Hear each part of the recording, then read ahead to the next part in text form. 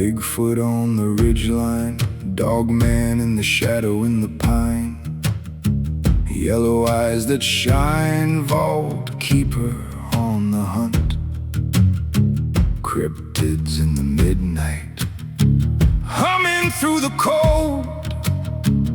Every old road has a story somebody told, and we laugh when the truth gets strange, till the dark winds shift and everything changes. Oh, the myths and the legends, they live where the map ends, in the deep dark of the woods and the back of our minds, and our nightmares, even when we're leaving, 'cause the world feels dark and dark when the mystery survives. I saw a shape by the river, tall, heartbeat like thunder, eyes like fire, missing people's signs on the telephone poles, little paper prayers for the ones who never came back. And the firelight flickers low, like it knows nightmares it howled. Oh, the myths and the legends, they live where the map ends, in the deep dark of the woods and the back of our minds, and our nightmares, even when we're leaving, 'cause the world feels dark and dark when the mystery survives.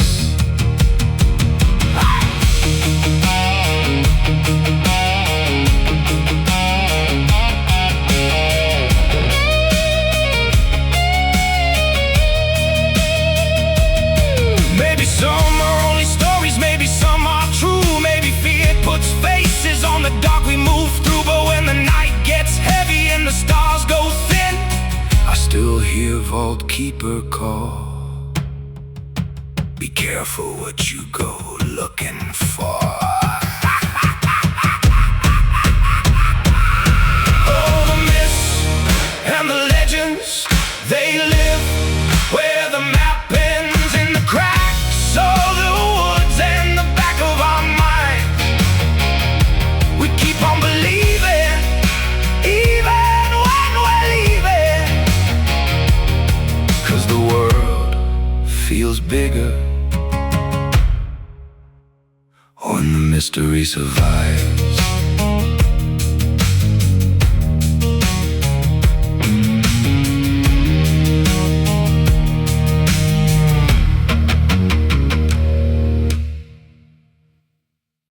The Tennessee night was thick with the scent of pine and a growing dread. Elias, his face etched with the lines of 70-odd years, spent mostly outdoors, shivered despite the warmth of the roaring fire. This wasn't a casual deer hunt. They'd been out for 5 days, not for game, but for something else entirely. Something that had begun as whispers in the local diner and escalated into a terrifying reality.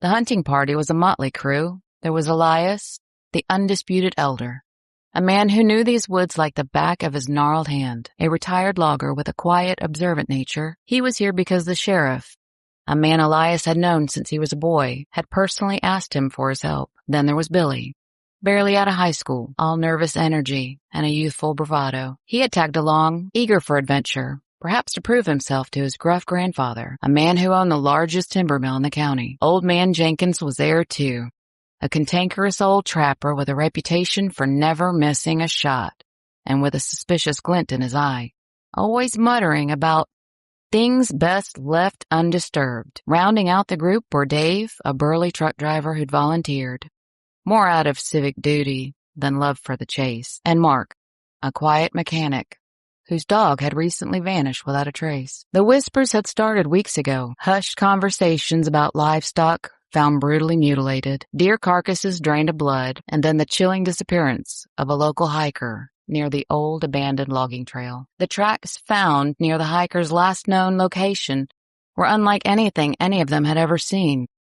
Too large for a wolf, too oddly shaped for a bear, with claw marks that seemed almost deliberate. The sheriff, wanting to avoid a full-blown panic, had discreetly assembled this group of experienced woodmen to investigate. At first, they scoffed at the sensationalism, half joking about a dog man or a Bigfoot. But as they delved deeper into the wilderness, the evidence grew more unsettling.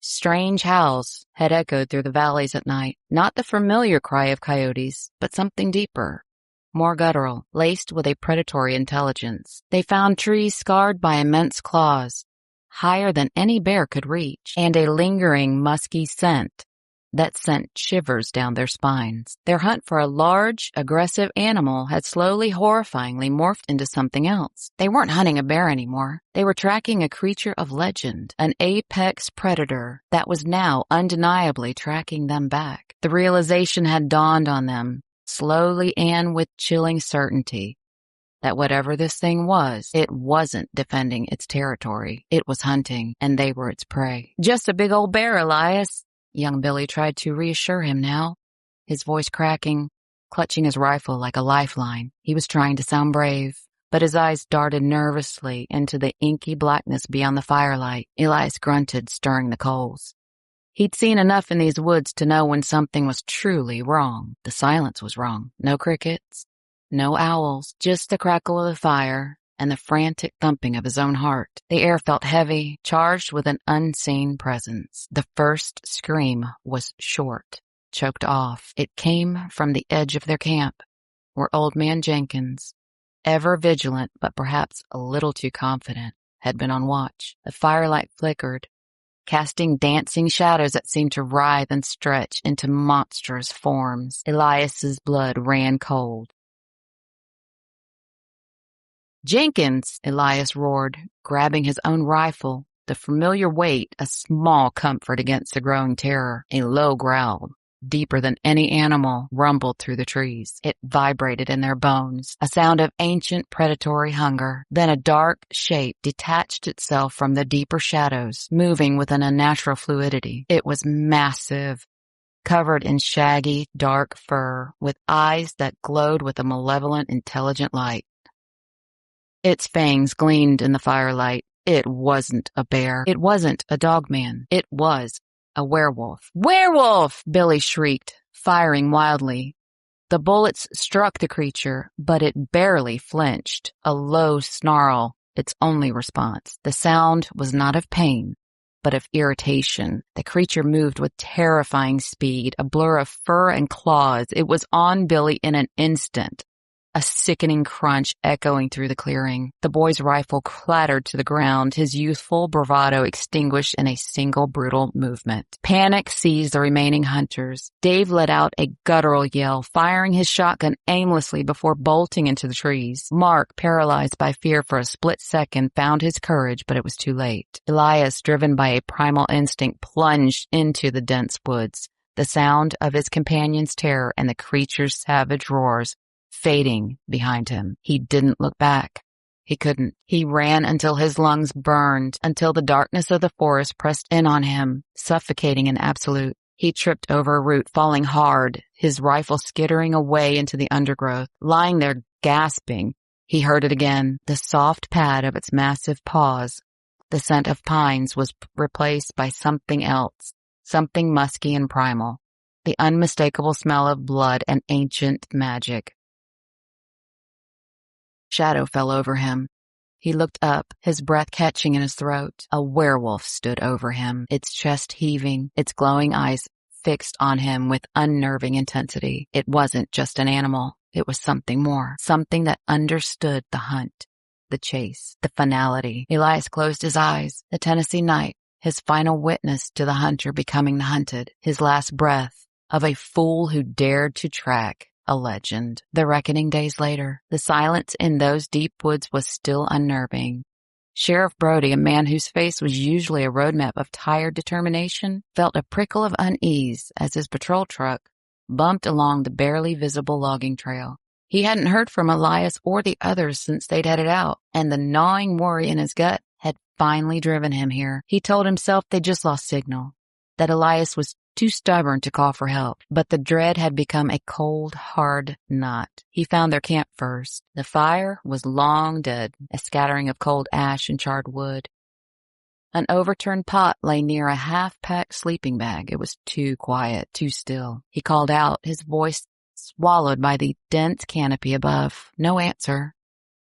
And then he saw it. Near the remnants of the fire, the ground was torn up, a brutal tapestry of broken branches and churned earth. A few yards away, partially hidden, concealed by a low-hanging pine bough, lay what was left of Billy. Brody's stomach clenched. The boy's face was frozen in a silent scream. His young body mangled beyond recognition. His rifle lay in a twisted heap nearby, bent as if some immense force. Brody's eyes swept the clearing, a cold horror seeping into his bones. He found old man Jenkins next, half buried beneath a pile of disturbed leaves and dirt, his expert trapping knife still clutched in his stiff hand. Dave and Mark were discovered deeper in the woods, their bodies bearing the same savage marks, proof of a terrifying one-sided struggle. But Elias was different. Brody found him near a rocky outcrop, lying face up, his eyes open and staring blankly at the sky. There were no visible wounds, no blood, just a look of profound primal terror etched on his old weathered face. It was as if he'd simply been looked at, that his life had just fled. Yet the deep, ragged claw marks scoring the earth around him told a different story. Brody knelt, his hands trembling as he reached for Elias's calloused hand. He remembered Elias's words from their last conversation, a quiet warning about things best left to old stories. Brody had dismissed it then, focused on practicalities, on finding a large aggressive animal. Now, looking at the silent, gruesome scene, he knew Elias had been right. This wasn't just an animal attack. It was a nightmare given flesh, a legend made real. He stood slowly, his gaze sweeping over the silent, blood-soaked woods. The sun began its slow descent, casting long, unsettling shadows that seemed to stretch and writhe in the night. The county was small, tucked away in these mountains, and Sheriff, he knew every family, he knew every face. He'd sent these men out, trusting in their skill, their courage, and their knowledge of the land, and now they were all dead. A cold dread settled deep in his gut, heavier than any sorrow. What was he going to tell their families? More importantly, what were they going to do now? This creature, whatever it was still out there. And it was hungry.